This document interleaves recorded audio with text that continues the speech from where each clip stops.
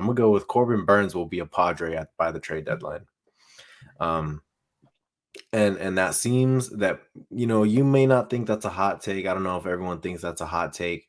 But the Brewers, yes, they don't have a good lineup, but they still have a foundation to still be somewhat of a good team, to still be hanging in there. However, Corbin Burnes has been disgruntled. He's not happy in Milwaukee right now because of the whole, they weren't willing to pay him, what was it, $750K, something like that, and essentially blaming him for not making the playoffs. And he had a conversation with Josh Hader about it, and Josh Hader basically told him, look, this is what they do when it comes to these arbitration cases. They're going to throw you under the bus, and they're going to do whatever they can to save money.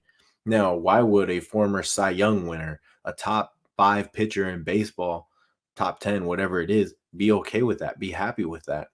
And the Brewers are clearly trying to save money. The Brewers are not really in a position where I think they're going to be very much of a contender. Even if they do make the playoffs, they're not contending. Maybe they'll win a wild card game or wild card series just because of their the top end of their rotation, but I don't think they're good enough to even make the playoffs. I think they'll maybe be fighting towards the end, kind of like last year. It was between them and the Phillies. But I mean, they seem like a team that's ready to maybe start their rebuild.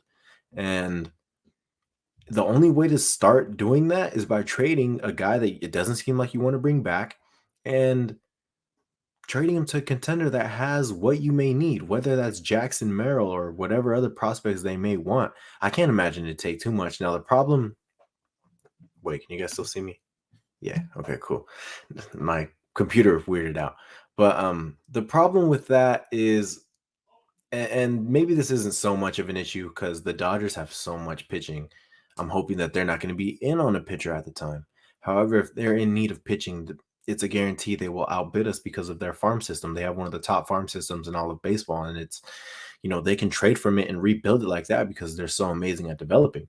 But let's say they're not in the running for a pitcher at the trade deadline. You know that the Padres will go in and swoop Corbin Burnes, and I think Jackson Merrill will do it. I think even some lower level prospects will do it. You look at what the Padres gave up for Josh Hader, which was 1.5 years of control of Josh Hader. It was Dinelson Lamet, who was waived immediately. It was Esteury Ruiz, who's not with them anymore. And then Robert Gasser, who's still with them. So you gave up maybe one more guy, I believe. Oh, and Taylor Rogers, who's also not with them anymore. Taylor Rogers coming off, the worst performances of his career. Dinelson Lamet was cooked. Esteury Ruiz was not going to be a valuable piece for the Padres. And Robert Gasser was the number 8 prospect. So if you ask me, Corbin Burnes, you're getting half a year of control. And I feel like maybe people will try and compare this trade to, look at the Max Scherzer trade. The Max Scherzer trade is a little different because that included 2 superstars. This is going to include 1 half a year of control. Now, I'll try finding a similar deal to it, but the only one I could think of right now is Jackson Merrill and another prospect, or, 2 top 10 prospects type thing.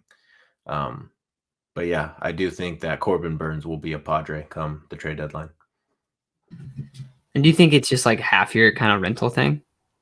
Yeah, I think this is it. I think they're going all in. It makes sense, right? Yeah, it makes so much sense because look, you're not. Let's say you win a World Series with Juan Soto. Remember, you're not guaranteed to have Juan Soto for beyond 2024. You got to do everything you can to win a World Series while you have him. It's like I said, it's not a guarantee. So I feel like if you're gonna put all your marbles into this, the time is now to be able to say, look, yeah, that's true. Also, we don't have Juan Soto for that long.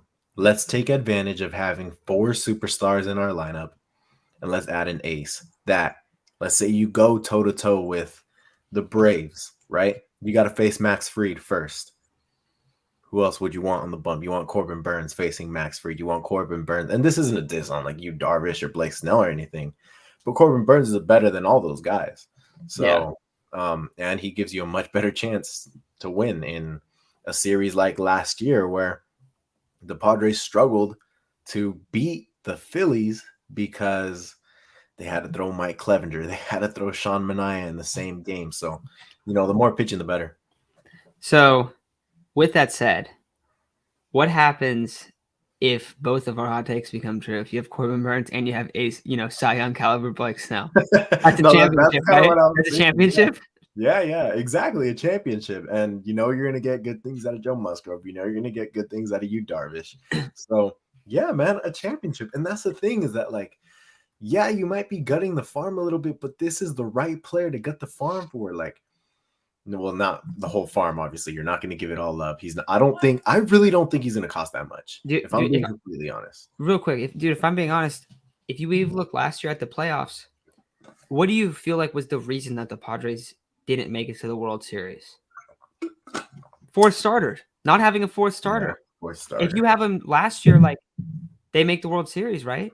Yeah. I think so. And the team looks a lot better with Corbin Burns, with going into the playoffs with Corbin Burns instead of Mike Clevenger or Sean Manaea. Like, yeah, that's completely different. You know what I mean? Like, so you're gonna be looked at as a much better team, a much more top heavy team. Yeah. I like it, dude. I really think there's a chance. And the one thing is, I think it's gonna take a lot. I think it'll probably be Jackson Merrill, which is rich to give up for half a year of a guy. It's a hefty price. But it's also Corbin Burns. Yeah, but you're right. Of course, you're right. It's a hefty price. But then you think about it, it's like, all right, Xander's going to be here for 11 years. Manny's going to be here for 11 years. Ha-seong Kim is going to be here for at least another 1 or 2 after this. Jake for another 1 or 2 after this. So it's like, I don't want to completely rule out Jackson Merrill as, like, he can't, because of course he can be a valuable piece for the Padres, valuable player. But it's not worth it. It's not worth it to keep him if you can get an ace, a true ace. Like, yeah. I consider Darvish an ace, but where would you rank him among aces in the MLB? He's up there. He's up there. Definitely a top 5 pitcher in the league, right? Darvish or Burns? No, Burns. Oh, Burns. Yeah, Burns is, that's top 5 aces in all of baseball. Yeah. For sure. What's Darvish, like, top 15? Yeah, top 15. Yeah, maybe you could get in top 10 depending on, like, if you really like guys that can locate and have, like, really good pitch mix, opposed to having like overpowering stuff. Exactly. Kind of. Yeah. Mm-hmm. Like, it kind of depends what you're looking at there, but I think so too. I think Musgrove is, like, similar. Snell's a little bit lower because he's so inconsistent. Yeah, very. But then Snell's weird, bro, because, like, on one day Snell could be like, that's the thing with him. That's why I like mine, because it's like, it could happen.